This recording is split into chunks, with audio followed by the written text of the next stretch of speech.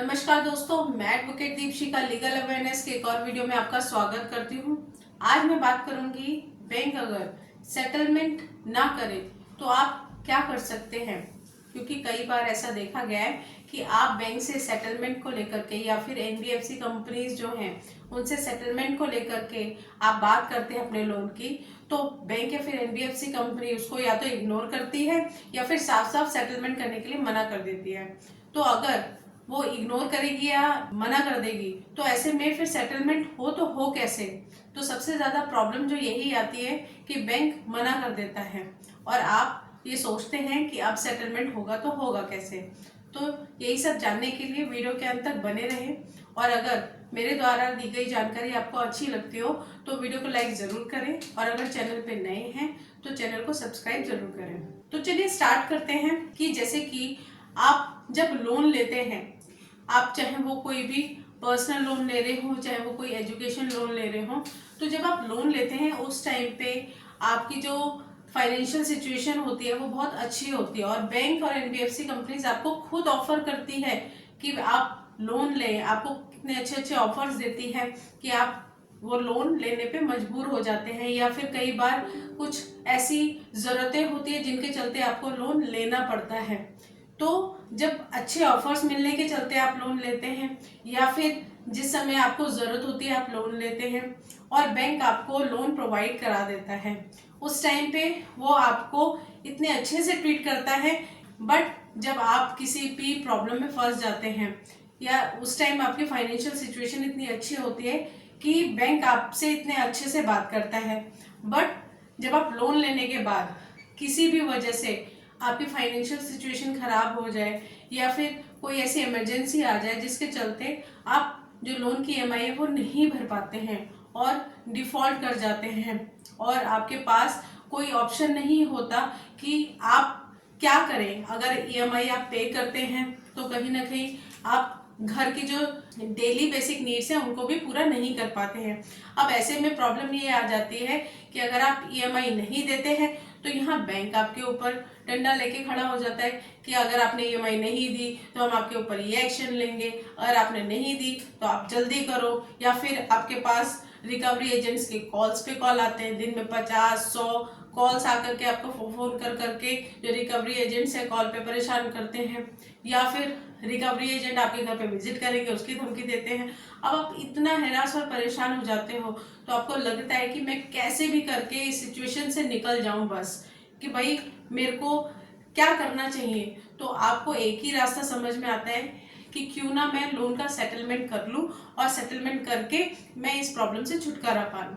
तो ऐसे में आप सबसे पहले क्या करते हैं, सबसे पहले आप बैंक से ही बात करते हैं या जो भी एनबीएफसी कंपनीज हैं आप उनसे बात करते हैं कि भाई हमें लोन का सेटलमेंट करना है।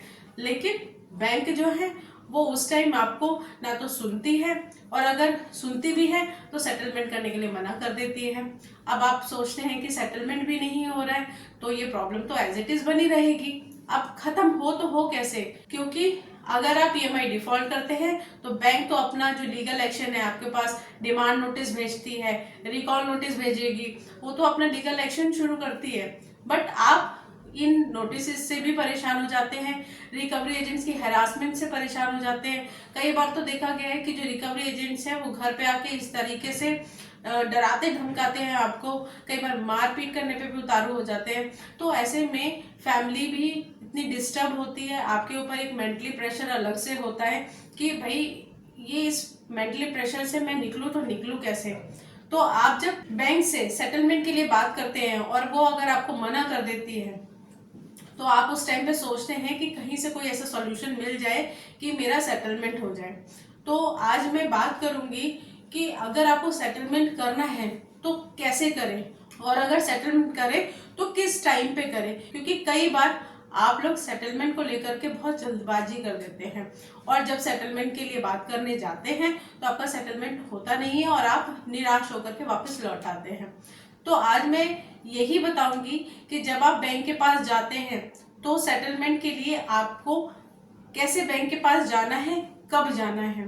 तो जैसे कि अगर आपकी ईएमआई पहली बाउंस हुई, ठीक है, तो जब पहली बाउंस हुई है तो आप ये सोचते हैं कॉल्स और रिकवरी एजेंट्स के कॉल्स तो तब आने शुरू हो ही जाते हैं और आपके दिमाग में तभी से ये चलता है कि मेरे पास शायद मैं आगे पैसा नहीं भर पाऊंगा, तो कैसे भी करके कम से कम पैसों में मेरा सेटलमेंट हो जाए। अगर बैंक आपको पैसा देती है तो बैंक ये सोचती है कि मैंने जो पैसा दिया है वो मेरा रिकवर हो जाए और वो पूरी कोशिश करती है कि आपसे जो पैसे हैं वो रिकवर कर सके। और इसी के चलते वो आपके पास जो लीगल नोटिस भेजती है या रिकवरी एजेंट्स की कॉल्स आती है या रिकवरी एजेंट्स आपके पास आते हैं, वो कहीं ना कहीं अपने जो पैसे हैं उसकी रिकवरी के लिए ही भेजते हैं, जो अपने लीगल राइट्स का वो यूज करते हैं।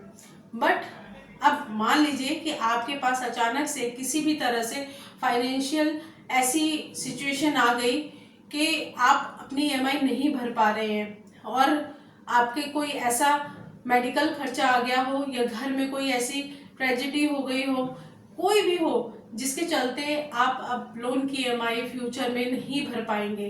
तो मैंने कई बार आपको बताया कि अगर आपको ऐसा लगता है कि आप लोन की ईएमआई नहीं भर पा रहे हैं तो आपको कुछ नहीं करना है। सबसे पहले बैंक को एक प्रायर नोटिस भेज करके आप उनको बता सकते हैं कि हमारा ये इश्यूज हैं या जिस भी कारण से आप ईएमआई नहीं भर पा रहे हैं उसके चलते आपको ईएमआई पे करने के लिए कुछ टाइम दिया जाए। और वो टाइम अगर आपको बैंक दे देता है तो बहुत अच्छी बात है, और अगर नहीं देता है तो फिर आप फर्दर क्या कर सकते हैं। तो अगर आपको लोन का सेटलमेंट करने के लिए जाते हैं, आप सबसे ज्यादा जो गलती करते हो वो यही करते हो कि आप पहली दूसरी ईएमआई में ही लोन सेटलमेंट को लेकर के सोचने लगते हैं, पर आपको शायद नहीं पता कि सेटलमेंट एनपीए के बाद ही होता है। तो जब भी कभी आपकी ईएमआई बाउंस होती है तो आप प्रायर नोटिस देकर के इंटीमेट कर देते हैं, तो आपको थोड़ा सा जो टाइम है, जो रिकवरी एजेंट्स की हरासमेंट है या फिर अगर कोई फ्यूचर में बैंक या फिर एनबीएफसी कंपनी से लीगल एक्शन लेने के लिए सोच रही है तो उस पर विचार करती है। क्योंकि अगर आपका रीजन जेन्युइन है ईएमआई डिफॉल्ट करने का या फिर आपके ऊपर सच में कोई फाइनेंशियल क्राइसिस आए हो तो उसके चलते बैंक जो है वो आपसे कोऑर्डिनेट करता है और आपको कुछ राहत तो देता ही देता है। तो अगर ऐसा होता है तो आप इस चीज का बेनिफिट ले सकते हैं कि आपको कुछ टाइम की राहत मिल जाए और उसके बाद अपनी ईएमआई जो है वो कंटिन्यूटी में पे करें। बट अगर फिर भी किसी कारणवश अगर आप नहीं ईएमआई पे कर पाते हैं तो आप बैंक से एनपीए होने के बाद, जब आपका लोन अकाउंट या फिर आपकी ईएमआई जो है वो 3 महीने से ज़्यादा डिफॉल्ट कर जाती है, इस बीच में आपके पास लीगल नोटिस आना शुरू हो जाते हैं। और पहले तो रिकवरी कॉल्स आते हैं, उसके बाद आपके पास लीगल नोटिस आते हैं, डिमांड नोटिस आते हैं, रिकॉल नोटिस आते हैं, क्रिमिनल एक्शन लेने के नोटिस आते हैं, अकाउंट लीन करने को लेकर के नोटिस आते हैं। तो आपके पास जब ये नोटिस आते हैं, अगर आप चाहें तो इन नोटिस का रिप्लाई दे सकते हैं, और अगर आपने प्रायर नोटिस दे दिया है तो ऑलरेडी आप उनको अपनी सिचुएशन कंडीशन इंटीमेट पहले से ही कर चुके हैं। और ऐसे में क्या होता है कि अगर आप ऐसा नहीं करते हैं तो एक विलफुल डिफॉल्टर होता है और एक होता है कि आप विलफुल डिफॉल्टर नहीं हैं। तो अगर आप पहले से ही बैंक को बता देते हैं कि हम आगे से ईएमआई नहीं भर पाएंगे तो वो विलफुल डिफॉल्टर में नहीं आता है। तो ऐसे में बैंक आपको अच्छे अच्छे सॉल्यूशंस दे सकती है। हो सकता है आपको जो आपको टाइम पीरियड है वो आपका एक्सटेंड कर दिया जाए, तो इस तरह से आप वो बेनिफिट आप बैंक से ले सकते हो। बट फिर भी अगर आप चाहते हो कि मुझे लोन का सेटलमेंट ही करना है, तो अब आप जो गलती पहले करते थे कि भाई 1-2 ईएमआई के बाद या फिर एनपीए होने के तुरंत बाद आप जाओ और जाकर के लोन के सेटलमेंट के लिए बोल दो, तो आपको ये गलती नहीं करनी है। क्योंकि आप बैंक के पास जाएंगे तो बैंक तो अपना पैसा कंप्लीट रिकवर करने के लिए बोलेगा।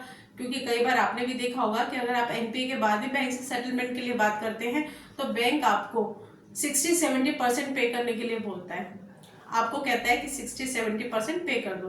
बट आपके पास ईएमआई पे करने के लिए पैसे हैं नहीं है, तो आप वो सेटलमेंट करें तो करें कैसे?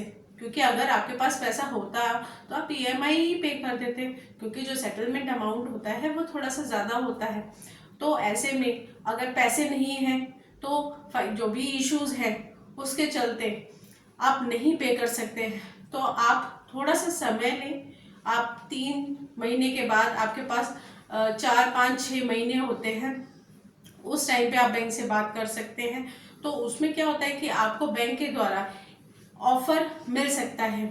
आप ये सोचते हैं कि मैं जितने में सेटलमेंट करना चाहूँ उतने में सेटलमेंट हो जाए, बट सेटलमेंट करने का जो राइट है वो बैंक के पास ही होता है। बट हाँ, सेटलमेंट आप दोनों की रजामंदी से होता है, क्योंकि दोनों, जो लेने वाला है और जो देने वाला है, उन दोनों के हिसाब से सेटलमेंट होगा। तो ना लेने वाले को प्रॉब्लम होगी ना देने वाले को प्रॉब्लम होगी। अब आप एक अमाउंट फिक्स कर लेते हो, आप ये सोचते हो कि भाई मैं इतना ही पैसा दूंगा। आप उनको अपना जेन्युइन रीजन बताओ कि क्यों मैं इतना पैसा नहीं दे सकता, क्योंकि बैंक को तो लगता है कि इसके पास है, ये दे देगा। बट बैंक को नहीं पता कि आप किस क्राइसिस से गुजर रहे हैं। तो जब आप बैंक को बताओगे कि ये इश्यूज है, और अगर फिर भी बैंक आपकी नहीं सुनता है, तो आपको ब्रांच में मैनेजर से बात करने की बिल्कुल भी जरूरत नहीं है। आप जो भी बैंक की हेड ब्रांच होती है, आप वहाँ के रीजनल मैनेजर से मिले और उनको जाकर के अपनी जेन्युइन रीजन बताएं कि हमारे साथ ये जेन्युइन रीजन है जिसके चलते हम ईएमआई नहीं पे कर पा रहे हैं, और अब हम चाहते हैं कि हमारा जो लोन है उसका सेटलमेंट हो जाए। और आप उनसे बोल सकते हैं कि अगर रिक्वेस्ट कर सकते हैं कि भाई अगर हम इतना पे कर दे, हम इतना पे करने में सक्षम हैं और हम एक साथ पे करेंगे। तो कई बार आपको ये भी प्रॉब्लम आती है कि आप एक साथ नहीं पे कर सकते हैं, तो आपको कुछ टाइम दिया जाता है, कुछ 1 2 3 ईएमआई में आप अपना सेटलमेंट अमाउंट पे कर सकते हैं। तो इस तरह से आप अपने सेटलमेंट के लिए बात कर सकते हैं। जो गलतियां आप करते हैं वो गलतियां ना करें, क्योंकि मेरे पास भी बहुत सारे ऐसे क्वेरीज आते हैं, मैम हमें सेटलमेंट करना है, अभी 1 2 ईएमआई बाउंस हुई है, सेटलमेंट करना है। तो जब तक एनपीए नहीं होगा तो आप सेटलमेंट के लिए तो बात कर ही नहीं सकते हो। तो एनपीए होने के बाद ही सेटलमेंट के लिए बात करें। सेकेंड चीज, सेटलमेंट करने के लिए आप बैंक को रिक्वेस्ट करें कि भाई मेरी ये फाइनेंशियल कंडीशन है और इसके चलते आप मेरे को इतना नेगोशिएशन दे दो या इतना वेवर दे दो। अगर वो आपकी बात को मान लेते हैं तो बहुत अच्छी बात है, और नहीं मानते तो आप फिर हेड ऑफिस, जो उनकी हेड ऑफिस होती है ब्रांच, वहां पे जाकर के जो रीजनल मैनेजर है उसको भी अपनी बात बता सकते हैं। जो ब्रांच मैनेजर्स होते हैं वो क्यों इतनी जल्दी सेटलमेंट नहीं करते, क्योंकि कहीं ना कहीं रिकवरी एजेंट्स और ब्रांच मैनेजर्स जो होते हैं वो चाहते हैं कि हमारा ज़्यादा से ज़्यादा पैसा रिकवर हो जाए। उनको आपके जेन्युइन रीजन से इतना कंसर्न नहीं होता, कई बार ऐसा देखा गया है, क्योंकि वो बात ही नहीं करते, वो सीधे मुंह पे मना कर देते हैं कि हम सेटलमेंट नहीं हो सकता, हम सेटलमेंट नहीं करेंगे। तो आगे से इन सब बातों को ध्यान में रखिए, और जब भी सेटलमेंट के लिए बात करें तो उनसे ऑफर लेटर जरूर मांगे। और ऑफर लेटर जो भी आपका आउटस्टैंडिंग है उस पर वो कितना आपको ऑफर कर रहे हैं वो होना चाहिए। प्लस में वो जो ऑफर लेटर है वो ऑफर लेटर ऑफिशियल वेबसाइट से आपको रिसीव हुआ है, या फिर अगर रिसीव हुआ है तो क्या उस पर जो भेज रहा है उसके सिग्नेचर्स हैं या नहीं है, या फिर स्टैम्प है या नहीं है, तो उसका वेरिफिकेशन जरूर कर ले ऑफर लेटर का। और जब आप पेमेंट करते हो तो पेमेंट करने के बाद आप एनओसी रिसीव जरूर करें, या फिर नो ड्यू सर्टिफिकेट होता है वो उनसे जरूर लें। तो आगे से इन सब चीजों का आप जरूर ध्यान रखेंगे। आज का वीडियो यहीं तक। नमस्कार।